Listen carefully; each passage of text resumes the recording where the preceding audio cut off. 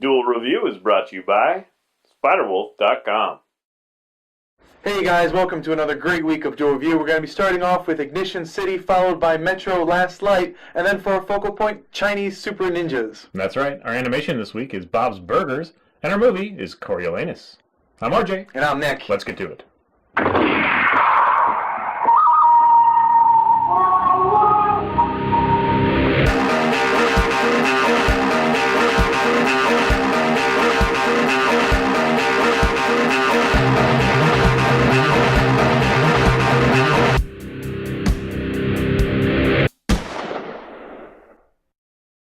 Hey everybody, today is Monday the 20th, and we're taking a look at the comic Ignition City. That's right, and this is an Avatar Press comic which came out in 2009. It's 5 issues long. The writer is Warren Ellis, who everyone knows. He's done a lot of comics, but he's most notably, I guess, known for Transmetropolitan.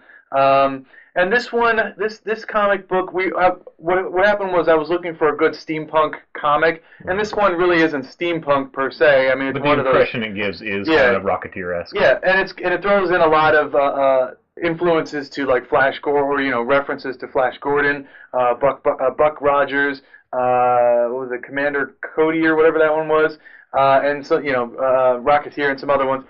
So they're all in there. It has like this kind of there's metaphors thrown in there, but if you're just looking at the story, as a whole, basically what happens is, so spoilers, the story follows the daughter of a famous astronaut, Rock Raven, the daughter's name is Mary Raven, and she goes to Ignition City because she heard that her father was killed or died, and she's trying to figure out what happened. She realizes that he's been murdered, and that there was like this somewhat cover-up, and she's trying to uncover the truth, all the while dealing with the fact that she'll never go into space again. And I suppose I should set up the setting. Basically what happens is during World War I or II, I think it was II, it was interrupted by an alien invasion, and then the kind of world progressed from there, and now we're at where two kinds of aliens are living on Earth.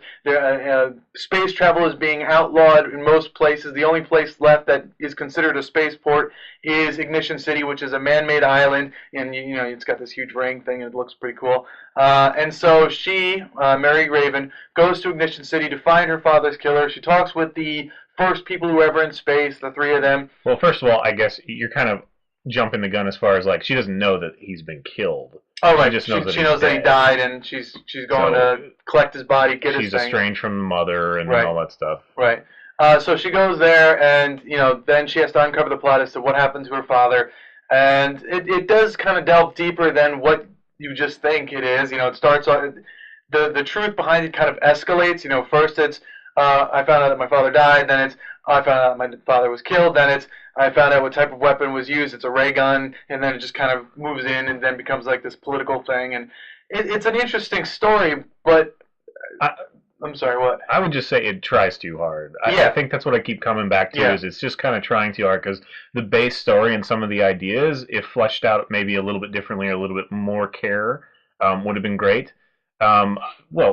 Interesting at the very least. I mean, there is some stuff to mine there. So there's a good idea. I just think the execution, whether he was rushed or what have you. Well, again, it is only 5 issues. Right.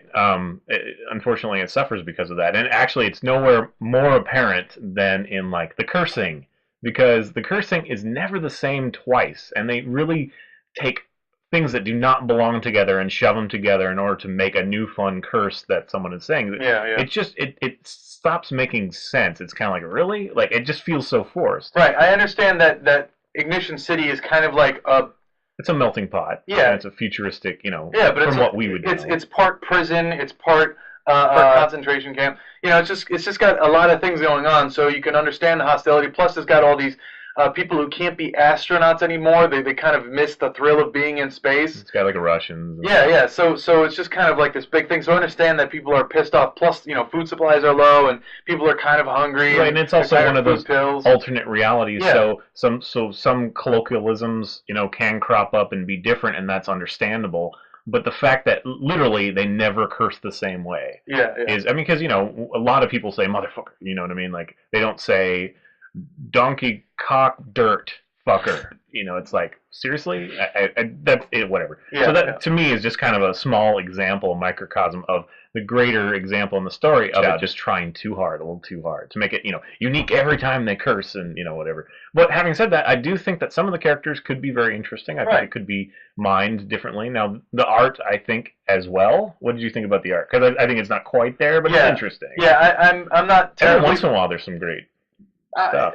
So far from what I've seen, the art hasn't done anything to really compel me. It is generic. I think that's the word. And the way you sound, it sounds like maybe they'll have more, but I don't think they will. I mean, it's been it's 2010, right? 2009, so there's no way they're going to do more. I don't think. Probably not. Which is kind of sad because it does end with something like, oh, hey, now we're all going to stay here, and Mary is now going to become this, and we'll progress from here. But it never really pays off, and I can understand why.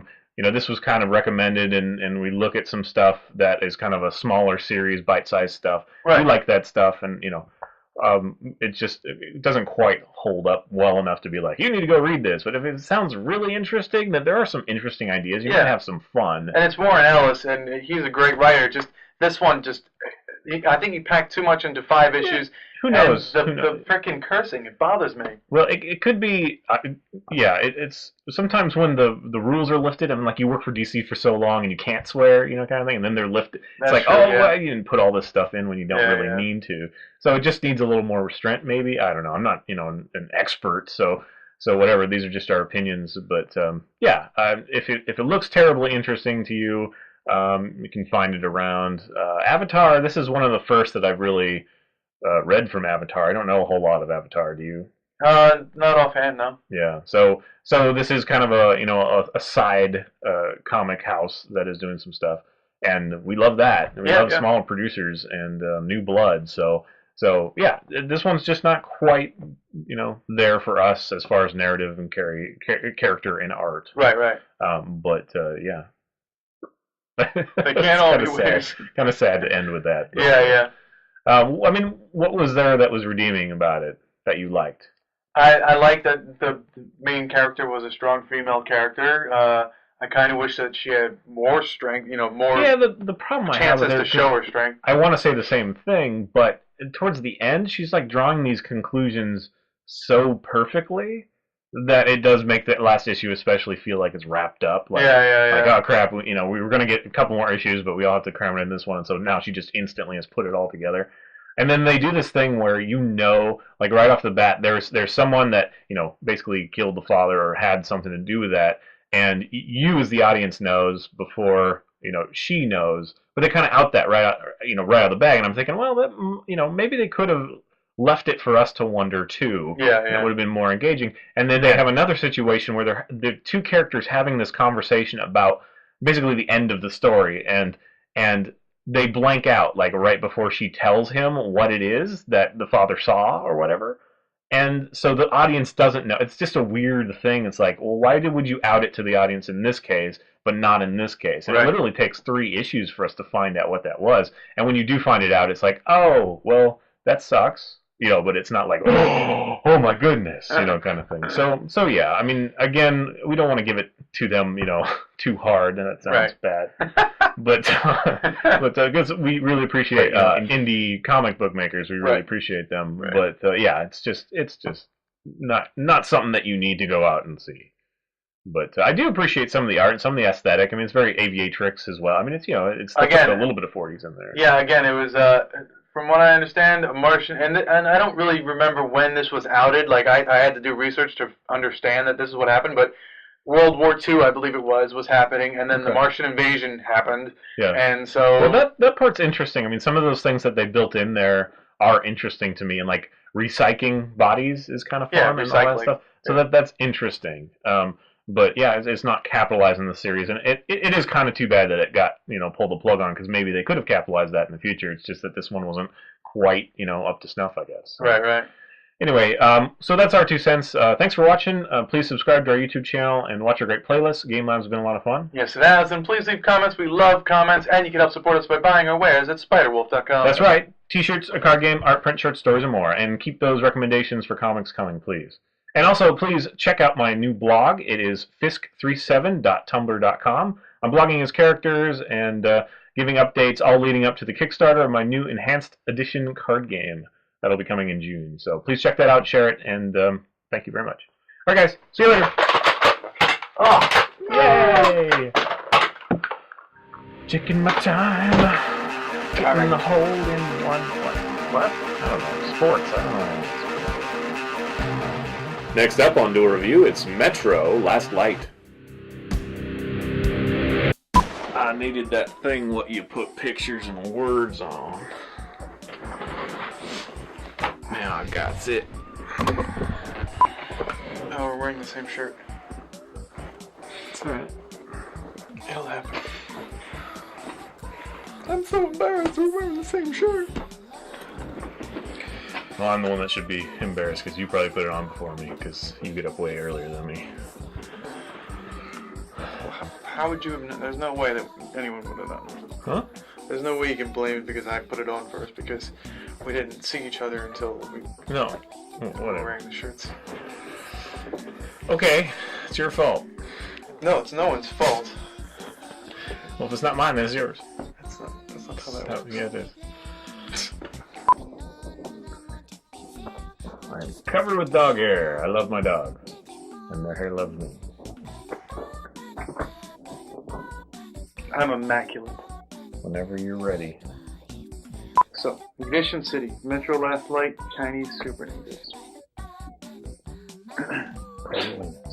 Coriolanus. Sounds like a disease. It honestly does. I'm suffering from Like some Coriolanus. horrible sex act that I don't want to know about.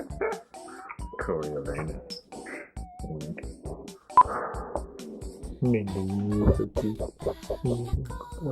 Good boy. Okay. You need more friends. Thanks a lot. I don't need any more friends, clearly. I've had friends all around me. Yeah.